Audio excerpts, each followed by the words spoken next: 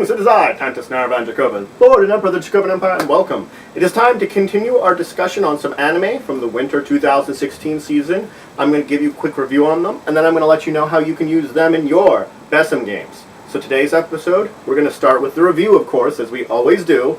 So I'm going to review 3 more series. I'm going to review Mobile Suit Gundam, Iron-Blooded Orphans, Rakudai Kishi no Calvary, and Kindachi Case Files R. So that's what we're going to start with, Kindachi Case Files, The Return, effectively, is what it's called, or R. This is actually going to be the second season I'm going to be talking from, so there have been 2 seasons. But again, as I do with all ones that are multiple seasons, I'm doing them general rather than just specific. So this is a world of mystery. It's a lot of whodunit stories is actually what it takes place as. That there are stories that often are involving very brutal murders and multiple murders. And they're very ones that have incredible mysteries, like the locked room mysteries, ones that are very difficult to solve, murders, often like seemingly supernatural when they really aren't. And the killers are never shown to be really like psychopathic or doing it for like financial good and gain. It always seems to be like the killers are very sympathetic, that they've got these emotional trauma, that, you know, things that oftentimes many of the victims have caused or misunderstandings they have caused cause this person psychological trouble and eventually drive them to this place where they think murder is the option. So a lot of the killers are very sympathetic that way, that you kind of feel bad for them in a way that they've gone down the wrong path and they didn't actually need to. So we center around Hajime Kindachi. He's a high schooler who is effectively a genius IQ, but he's kind of lazy, a little perverted. He doesn't really try to do a lot. He hangs around with his childhood Miyuki. Now, the two of them often get into these troubles where they get into these situations where they're exposed to these murders. And Kindachi, he tries to live up to his grandfather's name, which is apparently like where he's supposed to have inherited a lot of his genius from. And his grandfather was this famous detective. There actually is literature in Japanese that has this character from like the 1940s. It was a detective character. And so, you know, he's based upon that character, supposed to be that character's grandson. Anyway, and throughout the series it shows that despite his sort of flaws, Hajime is very loyal and a great detective. So this story, we'll talk about the genres. Of course, it's a detective genre. It's detective stories. It's you've got some kind of detective, whether it's police detective or more private detective, and he's more of a high school detective, which is strange that it is an actual genre that sort of exists, or version of that genre does exist. And he solved mysteries, which is the next one, mystery. There's always some kind of mystery to every episode, and the episodes are often broken up into sets of them. So like 2 to 4 episodes might be one mystery altogether, and it's sort of split apart between them. And I think that's an actually interesting thing, that it's like you don't get the mystery in one week very often. That's split apart between multiple episodes, so that you might have to think about it for a couple of weeks before you figure out the truth behind the mystery. And I would also kind of call it a drama. There's always this kind of darkness to the characters. Like Hajime and Miyuki, they're pretty good, and they manage to like get through a lot of these horrible things that they kind of get exposed to very often. But there's this unfortunate sort of darkness to a lot of the murders to it, that it's, as I said, it's emotional trauma a lot of times have driven these people to it. So it is kind of depressing a little bit. So it has this drama to it. Now I rate this one a 4. Now the next one I want to talk about is Rakudai Kishi no Calvary, or Chivalry of the Failed Knight. So this is set in a sort of like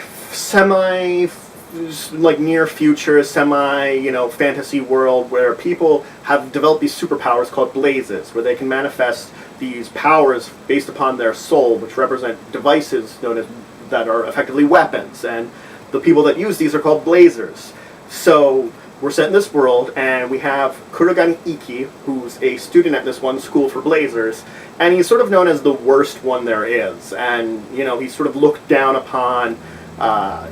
And eventually he gets into a situation where he's challenged by another blazer, a very powerful one called Stella, and the result of their duel is sort of like he managed to win because he really is not the worst. It's just sort of this like strange way of the way they rate them.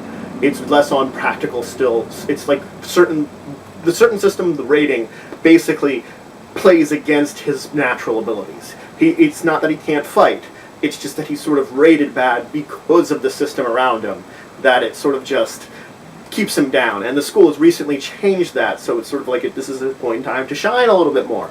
So he ends up actually like forming a team with Stella, and they sort of form a bond, and they kind of like each other, and it sort of develops throughout the series.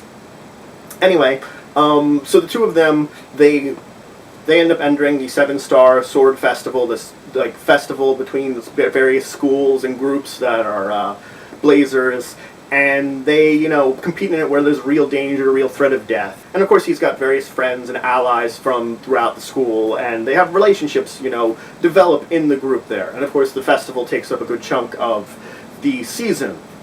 Anyway, so moving on from that, when we're talking about it, Iki had a very like dark childhood where he was looked down upon by his family, but eventually he learned of his great-grandfather, who was a very powerful blazer, and he tries to like mimic him, and that's why he's got this sort of like, he tries his best, and he knows that, you know, he almost is similar to his grandfather in a way that, you know, it was inspired him to actually try, regardless of his family's poor treatment of him. So I call this anime, when I talk about its genre, it is of course an action.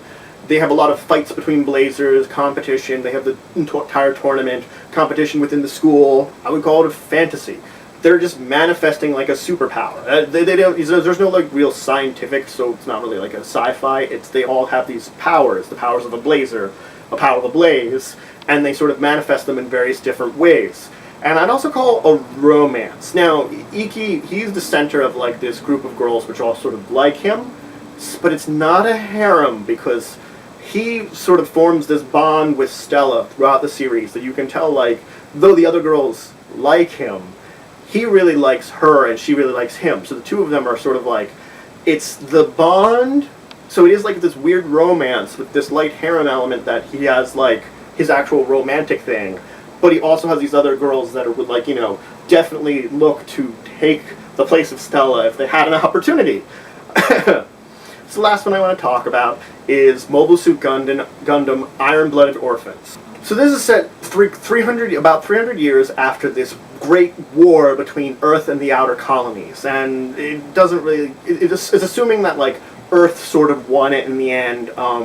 The colonies themselves sort of have an independent, but they're still under the thumb of Earth, and we're centered around Mars when we start out here. And this is a Mars that's been terraformed and colonized by people, and yes, they sort of have a vague independence, but they have this, like, economical dependence almost on Earth, which Earth is sort of governed almost similar. It seems very oligarchical, Earth does, and so it has this very big control over Mars. So then we have our main character, Mikazuki. Now he's an orphan.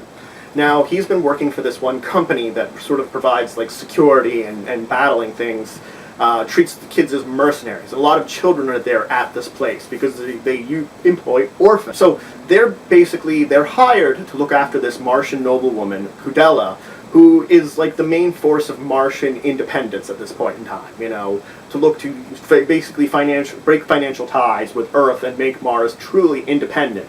She's basically the driving force behind this movement. So they get attacked by a force from Earth, and the leader of the children's section of the company, Orga, he basically unites them as the adults are abandoning ship and leads like a revolt to sort of form their own group out of the reference of the, you know, remnants of this company. He uses that as an opportunity. Now, things don't go really well with the battle with Earth, and it forces Mikazuki to pilot Barbaros, the Gundam Barbaros, which had just recently been finished repairs to it. And he takes control of it, and Gundams were like a basic super weapon from back during the war that were pretty much, you know, looked down upon because of some of the necessities to use them. It requires this like system of installing things in people, and these kids have already gotten it in because it's, you know, it makes it easier for them to use the machines that they're normally able to pilot. So they've got this like mechanical stuff which people from Earth kind of look down upon.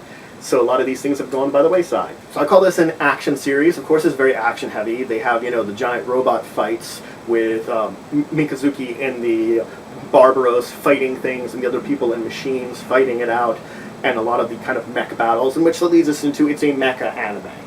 There's giant robots. And the Gundam series, all of them, even though they're usually set in different worlds and different universes, it seems sometimes, all have similarities in their histories, but they also all have this theme of the robots, the Gundam series of robots. So, again, it's another one in that sort of line of series, and so if you're talking about mecha anime, Gundam is like the quintessential one, almost, nowadays. It has been for a long time. There's enough series, and it has been ongoing long enough, you can call it quintessential. And I would also call this sort of the alternate future kind of timeline. It's set in an alternate world with its own alternate future, you know? It's sort of like the situation that will lead our planet to getting anywhere near that is kind of ridiculous. We have steps that we would need to take, which are very unlikely to take, since it's an alternate future. A little bit of a weird description word there. But like all three of these, I rate them all 4. So these were all 4 shows. So that's it for today. I went over these 3 series. In the next episode, I will talk about using them in your BESM games, which will be coming up after this one. If you have any questions, comments, anything you want to say, anything you think I left out, please leave in the comments below. Please like this video. It shows your support for the channel, for the Empire, for the work I do. Please subscribe if you already haven't. We're always looking for more members, more citizens. And please share this video. If you know anyone to learn from it, or would just enjoy watching it, please share it with them. And until next time, I bid you farewell.